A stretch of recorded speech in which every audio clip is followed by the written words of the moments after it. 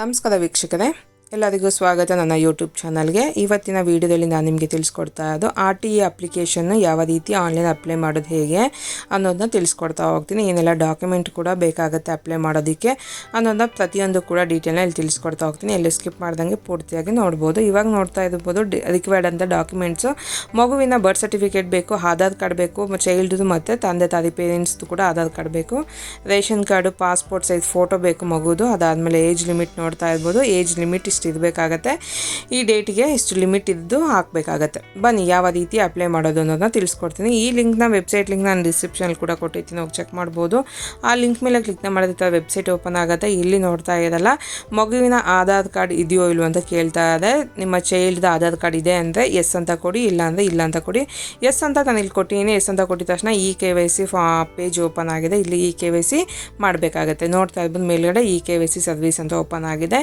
ಇಲ್ಲಿ ಕೆಳಗಡೆ ನಿಮ್ಮ ಮಗುವಿನ ಆಧಾರ್ ಕಾರ್ಡ್ ನಂಬರ್ನ ಎಂಟರ್ನ ಮಾಡಿ ಆ ಚೆಕ್ ಬಾಕ್ಸ್ ನೋಡ್ತಾ ನನ್ನ ಆಧಾರ್ ಮಾಹಿತಿ ಅಂತ ಆ ಚೆಕ್ ಬಾಕ್ಸ್ ಮೇಲೆ ಕ್ಲಿಕ್ನ ಮಾಡಿ ಕೆಳಗಡೆ OTP ಅನ್ನೋ ಆಪ್ಷನ್ ಮೇಲೆ ಕ್ಲಿಕ್ನ ಮಾಡಿ.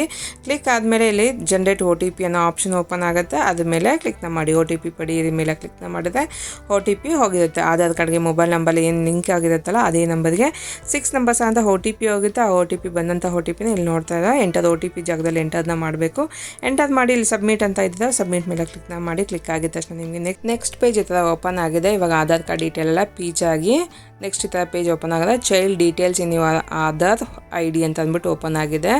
ಏನು ಮಗುವಿನ ಆಧಾರ್ ಕಾರ್ಡ್ ಡೀಟೇಲ್ ಅಲ್ಲಿ KYC ಮಾಡೋದಲ್ಲ ಅದರಲ್ಲಿದೋ ಅಂತ ಪೂರ್ತಿಯಾಗಿ ಡೀಟೇಲ್ ಪೀಚ್ ಆಗಿದೆ. ಮಗು ಹೆಸರಾಗಿರ್ಬೋದು, ಡೇಟ್ ಆಫ್ ಬರ್ತು, ಜೆಂಡರು, ತಂದೆ ಹೆಸರು ಮತ್ತು ಅಡ್ರೆಸ್ಸು ವಿತ್ ಫೋಟೋ ಸಮೇತ ಇಲ್ಲಿ ಪೀಚ್ ಆಗಿ ಬಂದಿರುತ್ತೆ. ಎಲ್ಲ ಒಂದ್ಸಲಿ ವೆರಿಫೈನ ಮಾಡ್ಕೊಳ್ಳಿ ಕರೆಕ್ಟಾಗಿದೆ ಇಲ್ವಂತ ಚೆಕ್ ಮಾಡ್ಕೊಳ್ಳಿ. ಅದಾದಮೇಲೆ ನೀವು ಯಾವುದೇ ಅಂತ ಎಡಿಟಿಂಗ್ ಕೂಡ ಇಲ್ಲಿ ಇರೋದಿಲ್ಲ, ಎಡಿಟಿಂಗ್ ಆಪ್ಷನ್ ಇರೋದಿಲ್ಲ. ಜಸ್ಟ್ ಎಲ್ಲ ನೀವು ಕರೆಕ್ಟಾಗಿದೆ ಅಂತ ಆಧಾರ್ ಕಾರ್ಡಲ್ಲಿ ಡೀಟೇಲ್ ಎಲ್ಲ ಚೆಕ್ ಮಾಡ್ಕೊಳ್ಳಿ. ಎಲ್ಲ ಕರೆಕ್ಟಾಗಿದೆ ಅಂತ ಕೆಳಗಡೆ ನೆಕ್ಸ್ಟ್ ಪೇಜ್ ಕೆಳಗಡೆ ಬಂದರೆ ಇಲ್ಲಿ ಮೇಲ್ಗಡೆ ಪಿನ್ ಕೋಡ್ ಇದೆ. ಆ ಪಿನ್ ಕೋಡ್ ಆಲ್ರೆಡಿ ಅಲ್ಲಿ ಸೆಟ್ ಆಗಿದೆ ನಿಮ್ಮ ಆಧಾರ್ ಕಾರ್ಡಲ್ಲಿರೋಂಥ ಪಿನ್ ಕೋಡು. ಅದಾದಮೇಲೆ ನಿಮ್ಮ ವಿಲೇಜ್ ಯಾವುದೊಂದು ಸೆಲೆಕ್ಟ್ನ ಮಾಡ್ಕೋಬೇಕು ಆಗುತ್ತೆ. ನಿಮ್ಮ ಲೊಕ್ಯಾಲಿಟಿ ಸೆಲೆಕ್ಟ್ನ ಮಾಡ್ಕೊಳ್ಳಿ. ಎಜುಕೇಷನಲ್ ಬ್ಲಾಕು, ಎಜುಕೇಷನಲ್ ಡಿಸ್ಟ್ರಿಕ್ಟ್ನ ಸೆಲೆಕ್ಟ್ನ ಮಾಡ್ಕೋಬೇಕಾಗತ್ತೆ. ಸೆಲೆಕ್ಟ್ ಮೇಲೆ ಕ್ಲಿಕ್ನ ಮಾಡಿದ್ರೆ ನಿಮ್ಮ ಊರಿನ ಕರೆಕ್ಟಾಗಿ ನೀವು ನಿಮ್ಮ ಆಧಾರ್ ಕಾರ್ಡಲ್ಲಿರೋ ಅಡ್ರೆಸ್ನೇ ಕರೆಕ್ಟಾಗಿ ನಿಮ್ಮ ಊರನ್ನ ಹಾಕ್ಕೋಬೇಕಾಗತ್ತೆ. ಆ ಲಿಸ್ಟಲ್ಲಿದ್ದರೆ ಕರೆಕ್ಟಾಗಿರೋ ಅಡ್ರೆಸ್ ಇದ್ದರೆ ಹೆಸರನ್ನ ಹಾಕ್ಕೋಬೇಕಾಗತ್ತೆ. ಅದಾದಮೇಲೆ ಸೆಲೆಕ್ಟ್ನ ಮಾಡ್ಕೊಂಡಾದ್ಮೇಲೆ ಡೀಟೇಲ್ಸ್ ಎಲ್ಲ ಸೆಲೆಕ್ಟ್ ಆದಮೇಲೆ ಕೆಳಗಡೆ ಚೈಲ್ಡ್ ವಿತ್ ಸ್ಪೆಷಲ್ ನೀಡ್ಸ್ ಅಂತ ಕೇಳ್ತಾ ಇದೆ.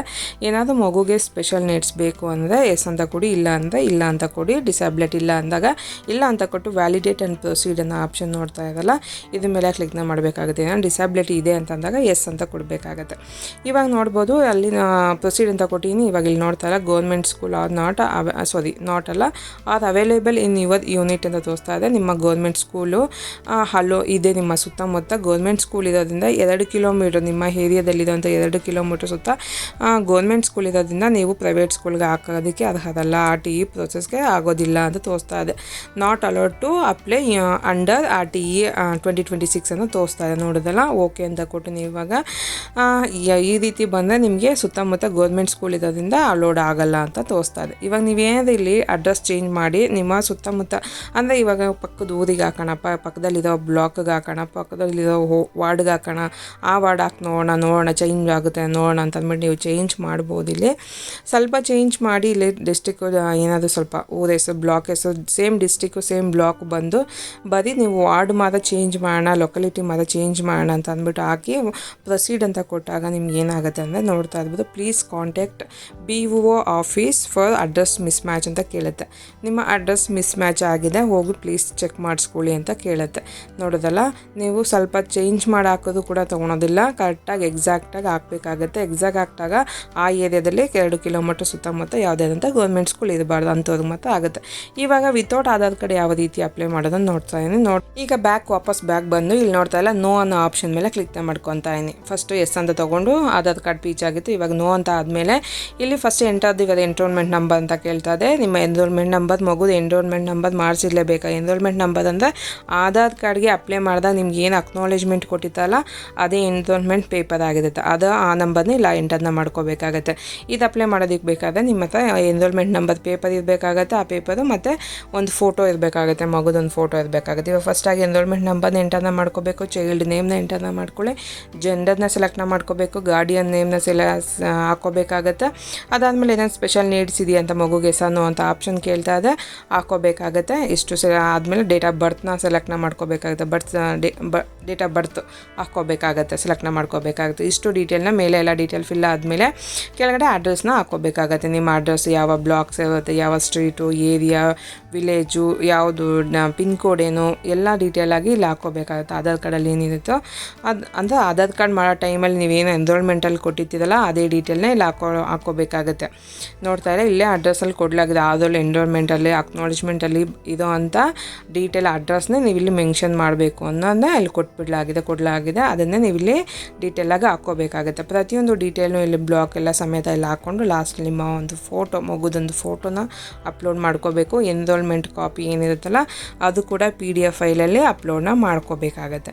ಇಷ್ಟು ಕರೆಕ್ಟಾಗಿ ಇಷ್ಟು ಅಪ್ಲೋಡ್ನ ಮಾಡಿಕೊಂಡು ಸಬ್ಮಿಟ್ ಮಾಡ್ಕೋಬೇಕಾಗತ್ತೆ. ಇಲ್ಲಿ ಕೂಡ ಅಷ್ಟೇ, ಎಲ್ಲ ಆಧಾರ್ ಕಾರ್ಡಲ್ಲಿರೋ ಬ್ಲಾಕಲ್ಲಿ ನೀವು ಯಾವುದೇ ರೀತಿ ಹೋದ್ರೂ ಆ ಏರಿಯಾದಲ್ಲಿ ಗೌರ್ಮೆಂಟ್ ಸ್ಕೂಲ್ ಇದು ಬರೋದು. ಅಡ್ರೆಸ್ ಎಲ್ಲ ಬ್ಲಾಕು ಮತ್ತು ಡಿಸ್ಟ್ರಿಕ್ಕು ಎಲ್ಲ ಕರೆಕ್ಟಾಗೆಲ್ಲ ಎಂಟರ್ ಮಾಡ್ಕೊಂಡಾದ್ಮೇಲೆ ಇಲ್ಲಿ ಫೋಟೋ ಅಪ್ಲೋಡ್ ಕೇಳ್ತಾ ಇದೆ. ಮಗುವಿನ ಫೋಟೋನ ಅಪ್ಲೋಡ್ನ ಮಾಡಿ ಅಂತ ಅಂದ್ಬಿಟ್ಟು 15 KB ಒಳಗಡೆ ಫೋಟೋನ ಅಪ್ಲೋಡ್ನ ಮಾಡ್ಕೊಳ್ಳಿ. JPG ಫಾರ್ಮೆಟಲ್ಲಿ ಅಪ್ಲೋಡ್ನ ಮಾಡ್ಕೊಂಡು ಕೆಳಗಡೆ ಆಧಾರ್ ಎನ್ರೋಲ್ಮೆಂಟ್ ನಂಬರನ್ನು ಕೂಡ ನೀವು ಅಪ್ಲೋಡ್ನ ಮಾಡ್ಕೋಬೇಕಾಗತ್ತೆ. ಏನು ಅಕ್ನಾಲೇಜ್ಮೆಂಟ್ ಇರುತ್ತಲ್ಲ ಅದನ್ನು ಕೂಡ ಅಪ್ಲೋಡ್ನ ಮಾಡ್ಕೊಳ್ಳಿ. ಅಪ್ಲೋಡ್ ಆದಮೇಲೆ ಸೇವ್ ಅನ್ನೋ ಆಪ್ಷನ್ ಮೇಲೆ ಕ್ಲಿಕ್ನ ಮಾಡಿದ್ರೆ ಈ ಥರ ನೆಕ್ಸ್ಟ್ ಪೇಜ್ ಓಪನ್ ಆಗಿ ನೋಡ್ತಾ ಇರ್ಬೋದು. ಇದು ಕೂಡ ಈ ಮಗುದು ಕೂಡ ಆಗ್ತಾಯಿಲ್ಲ. ಗೌರ್ಮೆಂಟ್ ಸ್ಕೂಲ್ ಆರ್ ಅವೈಲೇಬಲ್ ನೀವು ಅದು ಯೂನಿಟ್ ಅಂತ ಕೇಳ್ತಾ ಇದೆ. ಅದಕ್ಕೋಸ್ಕರ ನೀವು RTE ಅಪ್ಲೈ ಮಾಡೋದಕ್ಕೆ ಆಗ್ತಾ ಇಲ್ಲ ಅಂತ ತೋರಿಸುತ್ತೆ. ನಿಮ್ಮ ಸುತ್ತಮುತ್ತ 2 ಕಿಲೋಮೀಟರ್ ಒಳಗಡೆ ಇರೋಂಥ ಗೌರ್ಮೆಂಟ್ ಸ್ಕೂಲ್ ಇದ್ದರೆ ನೀವು ಪ್ರೈವೇಟ್ ಸ್ಕೂಲ್ಗೆ ಅಪ್ಲೈ ಮಾಡೋದಕ್ಕೆ ಆಗೋದಿಲ್ಲ. ನೋಡೋದಲ್ಲ ಯಾವ ರೀತಿ RTE ಅಪ್ಲಿಕೇಶನ್ ಹಾಕೋದು ಹೇಗೆ ಆನ್ಲೈನಲ್ಲಿ ಅನ್ನೋದನ್ನ ಸ್ಟೆಪ್ ಬೈ ಸ್ಟೆಪ್ ನಿಮಗೆ ತಿಳಿಸ್ಕೊಟ್ಟಿದ್ದೀನಿ ಎಲ್ಲ ಮಾಹಿತಿನ.